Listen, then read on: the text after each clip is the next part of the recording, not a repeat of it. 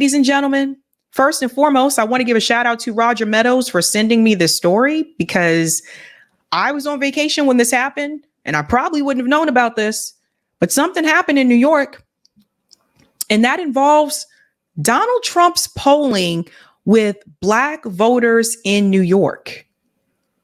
Dun, dun, dun. Peep this, fam. Trump trails Biden by just 8% in New York. Surge of support among Black and Jewish voters. For the sake of this segment, we're going to focus on the Black voters here. Now, of course, this is right before Biden dropped out, so this could change, but I want to show you what it says right now. Again, New York, this is a blue state. I told you about a week or two ago that it was now considered to be a battleground state because Biden was struggling a little bit there in New York. Peep this. Donald Trump is in striking distance of President Biden in a new poll of New York voters, where the former president boosted big gains among Black and Jewish Empire staters. Let's come down here. If the election were held today, Biden would receive 47% of the vote to 39% for Trump. Now, this is according to the Siena College poll. This was 805 registered voters that participated in this. The poll's margin of error is 4.1%, means the race could be even closer. Now, again, this is right before Biden dropped out. But peep this. Check this out. And we were looking at here, I want to show you, we'll look at all of it, but I want to highlight here the Black voters here. In New York State, according to the Siena poll, Biden received 59% support among Black voters. That's a decrease from before. And Donald Trump is now receiving 29% support among Black voters. Some people may see this and say, that's no big deal. It's 29%. It's not like it's 50, but that is a big deal. The fact that a Republican candidate is receiving that amount of support in a blue state from Black voters, that is very interesting. And everybody needs to pay attention to that. Now, New York State, listen, just like Massachusetts, they have their red parts and they have their blue parts. But because there's so many people concentrated in New York City, similar to Massachusetts, a lot of people are concentrated in the Boston area, the state tends to turn blue. Upstate New York, there are red pockets. In fact, particularly in the rural part of upstate New York is red for the most part. But because so many people are in New York City and most of them tend to vote Democrats, that's why the state becomes blue. Now, some of you may be wondering what on earth could have happened that would have caused Black voters in New York to lean towards Donald Trump. Let's go into this article a little bit more. And I have another I told you so tonight. I'm sorry. We'll keep it with it. The I told you so's. Listen to this.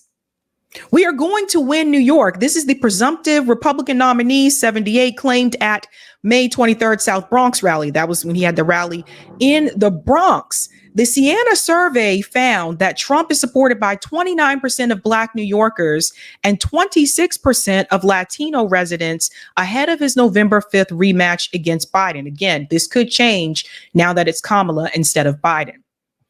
In 2020, Trump, who at the time also claimed he was on the cusp of winning New York, was supported by 6% of Black New Yorkers and 22% of Hispanics.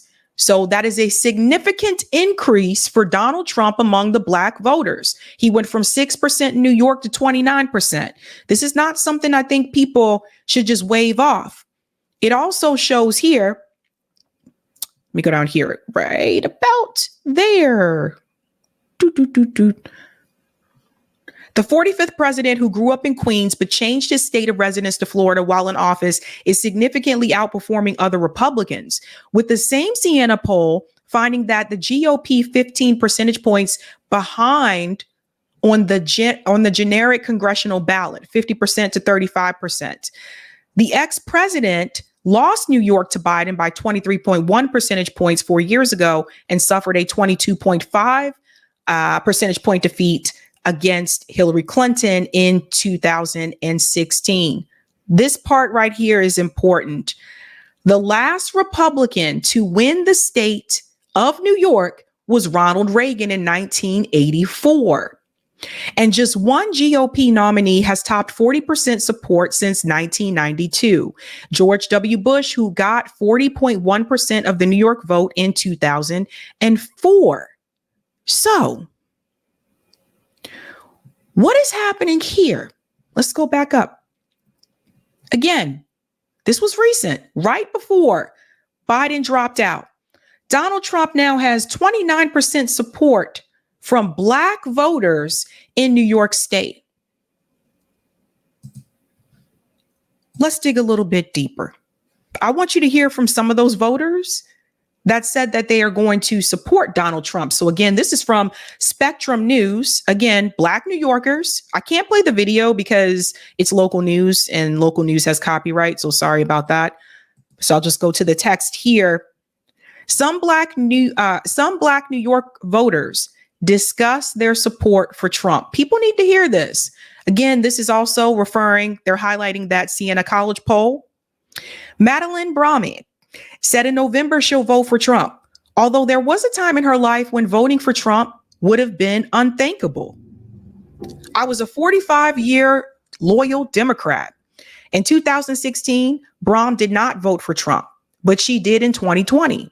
Navigating the criminal justice system after 2018 murder of her son became a turning point.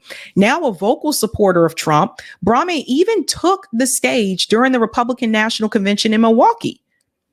In an interview with New York One, Brahmi said, "I knew that he had a conservative values that the country was losing." This part right here, conservative values that the country was losing. So this is something that I've tried to explain to people before, is that I think a lot of times, when you're looking at like the voting populace, people just make this assumption that all African Americans, that we're nowhere near the conservative lean. Like, I'm not conservative, but having lived in places that are a little bit more conservative, like I lived in South Carolina, I know a number of African Americans that do support conservative values, but they vote Democrat because they're afraid that the Republican Party is going to take away their rights. Dead serious. Dead serious. In fact, even when it comes to some of the social issues, and this is something a lot of people don't like to hear this, but for those of us that grew up in the church, even when it comes to some of the social issues, some of the Black voters that are heavily religious don't support some of the LGBTQ issues because of the church. So this is one of those things that some people will point to and they will say, how is it that the Republican Party was not able to gain the Black vote the way that the Democratic Party did, right? And you have to remember, if you go back in history, you'll see that at one point in time, a lot of Black people were conservative. Things changed over time because the parties changed. That being said, a lot of it is based on fear. I was talking to my dad earlier today and he was talking about Project 2025. And I was like, Dad, all this stuff, some of these things, if you actually read it, have already been enacted. They've been going on for years, so some of these things are just based on fear. It goes on to say here, for Linwood Dillard, November would be the first time he votes for Trump.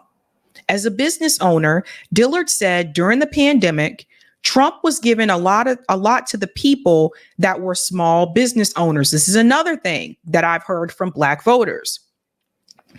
When Biden got in office, I just didn't see the same thing.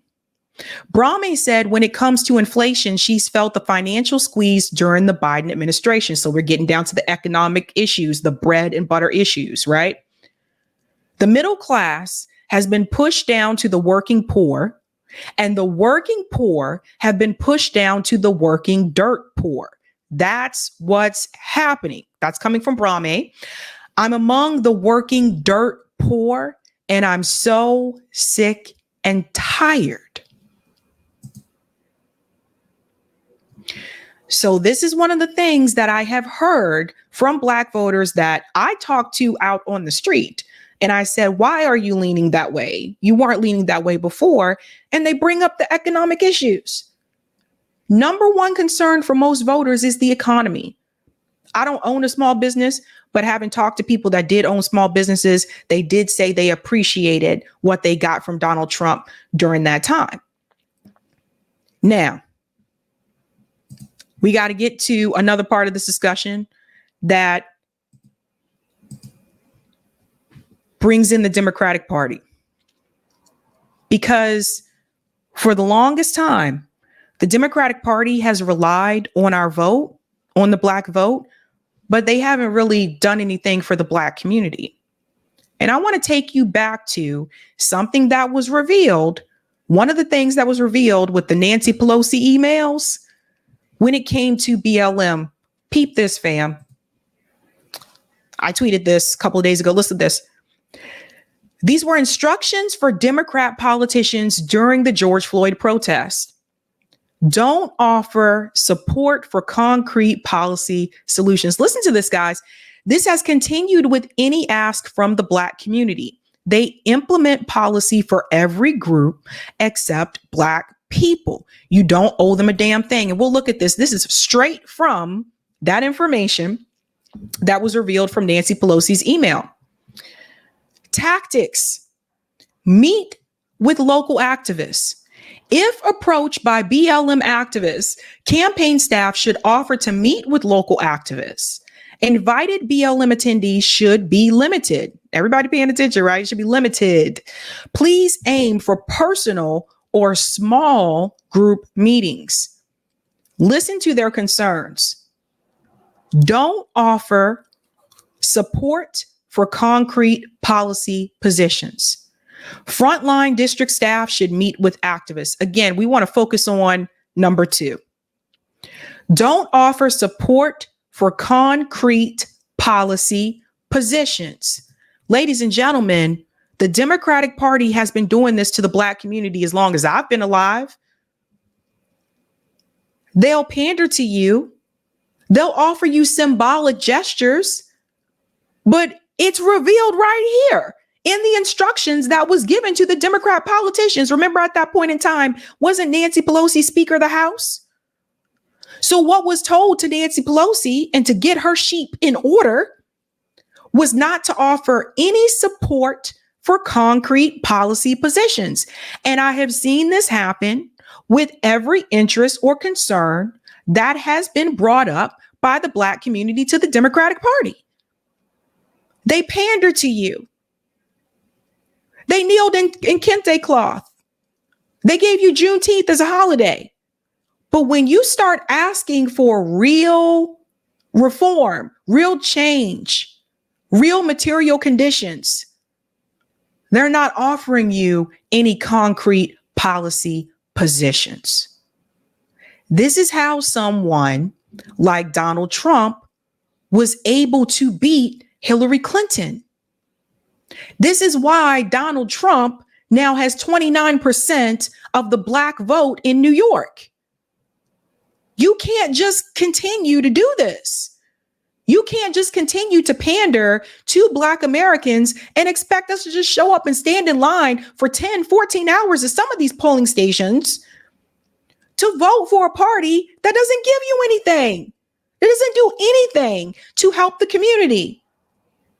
But you'll watch them put everybody else above you. And speaking of this, here's another one about New York. People don't want to hear it. But part of the reason why you're hearing more Black voters in cities like New York and Chicago and here in Boston say that they are willing to vote for the Republican Party is because they are tired of being ignored by the mayors in these cities that claim that they are trying to work with the Biden administration.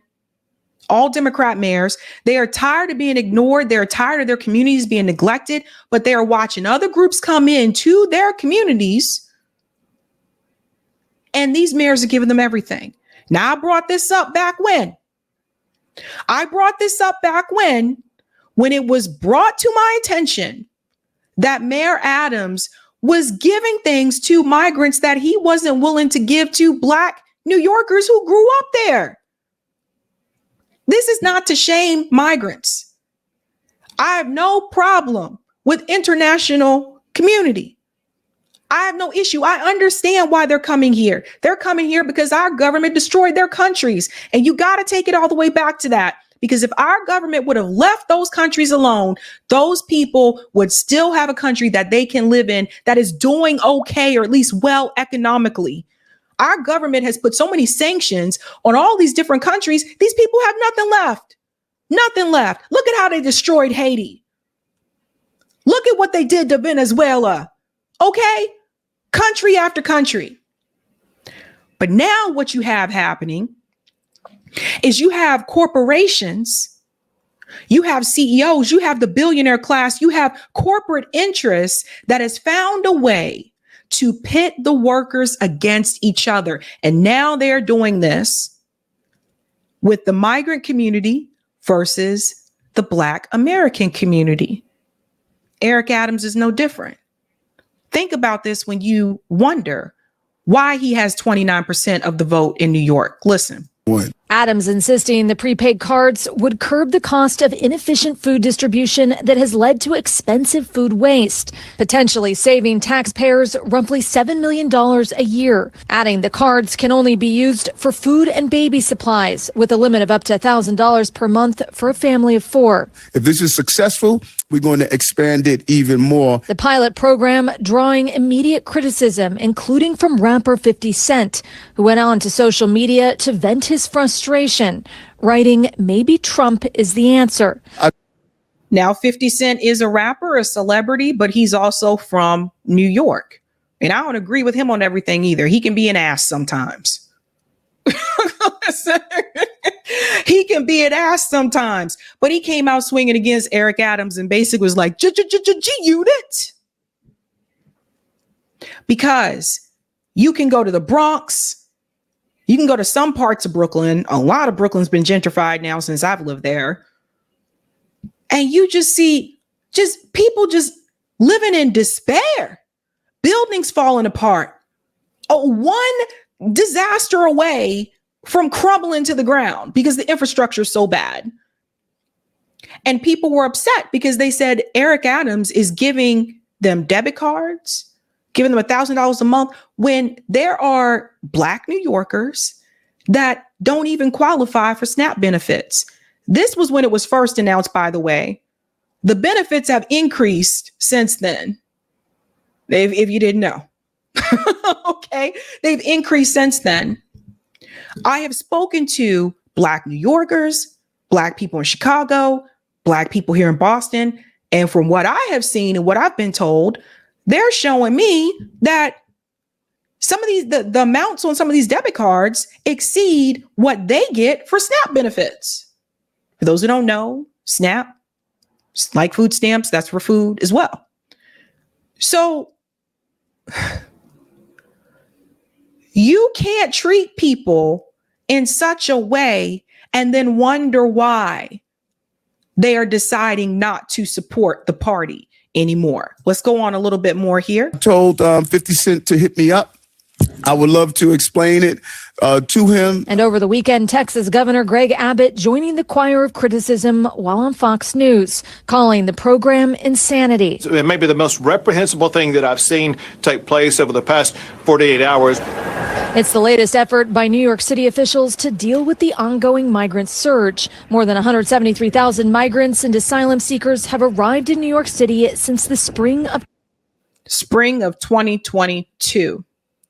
So, and it has increased since then.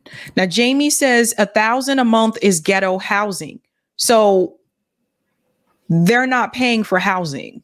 That's the other thing. Particularly here in Boston, they were brought into the Reggie Lewis Recreation Center, and all of the Black people in that neighborhood that either worked at that recreation center or their kids played sports at that recreation center, they were kicked out. That's the thing. So I warned people back then this was going to be a problem because Black people in those communities were very angry and they have every right to be upset. You can't get mad at people for being pushed out of their neighborhood. You can't get mad at people for being, basically ignored for all these years when they've asked for these types of benefits, when they've asked for help. There's Black people in Roxbury sleeping on the street. So, and then you expect them to show up and vote for the Democratic Party? Why? Why would they do that? Why would they do that when Eric Adams said he's reached out to the Biden administration to help him deal with this? No response. Why would they do that when Mayor Wu and Governor Healy here in Massachusetts have said back and forth the Biden administration has ignored them and is not helping them with this issue? We don't have any more emergency shelter housing. It's all gone. It's all used up. So that's where the hotels come in. That's where the recreation centers come in. And so that's where they're housing people now.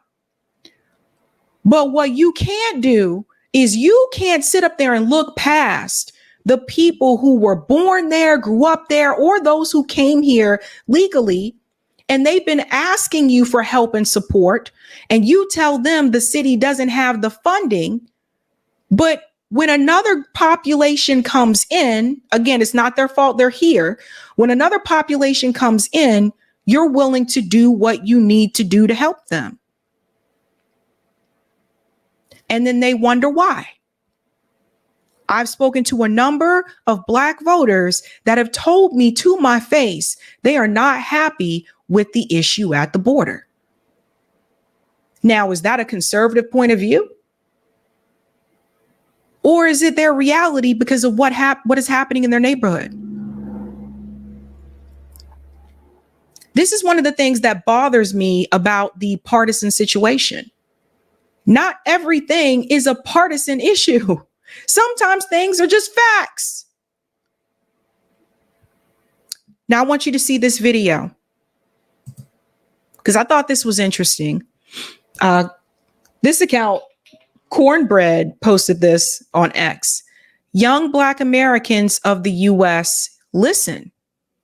Understand why they're letting in so many immigrants from Mexico, South America, the Caribbean, Afghanistan, India, Pakistan, China, Africa. I don't know so much about China. I don't know about the China one. Because some of these countries, I don't agree with him. Some of these countries, they come here on visas. I know for a fact because I've dealt with that. But listen to what this guy says here, because people need to see what the capitalist class, what the billionaire class is trying to do. And don't say I didn't warn you about this. Listen to this. Why is the borders open, though? Because the United States is in a real tough pickle right now. My generation, we worked hard. I worked for Verizon. But my kids, your generation, y'all not going to do sanitation work, pick up garbage. Y'all not going to be postal workers. Y'all not going to be electricians. You're not going to be plumbers. You're not going to do constructions. Y'all starting podcasts. Y'all thinking about other ways of making money. What does that mean if these jobs are not being filled? They create programs for the migrants where they're giving them rent. They're giving them money. In Chicago, they have a program where they give them $9,000 every 6 months. So that's $18,000 a year for rent. That's an average of about $1,500 to $1,300 a month. That's good rent for somebody, right? So now they living in all these places. Your generation, your kids, y'all are not buying houses, bro. So you know what that is? Y'all not getting mortgages. United States needs people to get mortgages. Y'all are not going to college no more. Y'all not creating college debt. United States needs college debt. Y'all are entrepreneurs. Y'all are not joining the military. The military is depleted. That's why they're having things like proxy wars, where they got the drones dropping bombs because they don't have enough military. Y'all are not doing the things that I did, my grandparents did when they came here. So they bringing in millions of new people who are going to do these things.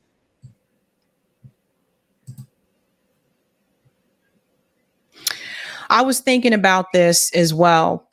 I was thinking about those jobs. When I graduated from high school, there were a couple of my classmates that worked in construction right after high school. Others went to college, like myself. A lot of them joined the military, to be honest. Those days have changed. Remember, how many times have I told you on this show that military recruitment has declined dramatically? So like younger people are like, no, we're not trying to go fight these wars. And you can't blame them. We're not trying to go fight these wars.